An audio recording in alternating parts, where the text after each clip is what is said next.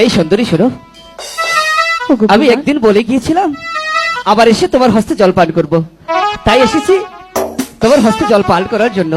ওগো কুমার, হ্যাঁ বলো। তুমি যে আমার বাড়িতে এসেছো, আমার পিতা মাতাজি কেউ বাড়ি নেই, তুমি বরং আজকে চলে যাও। না না সুন্দরী, আমি তোমার হস্তে জল পান না করে কিছুতেই যাব না।